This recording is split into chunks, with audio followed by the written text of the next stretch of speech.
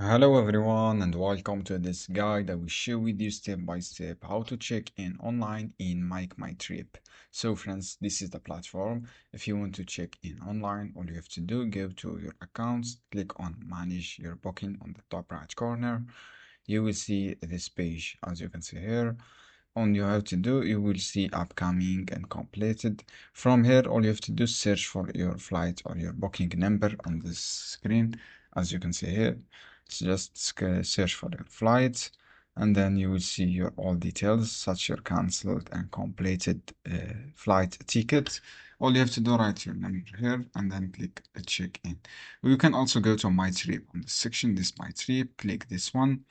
When you click my trip, you can see your booking and your all details for your booking. This is how you can do, friends. It is easy steps. Just go to right corner my trip. You will see your all trip details. I hope this guide helpful for you, friends. Don't forget to give like and give share this video for more content, and see you another video soon. So friends, you have this option as I say, and you can also check from here flight. You can see all your flight check-in details.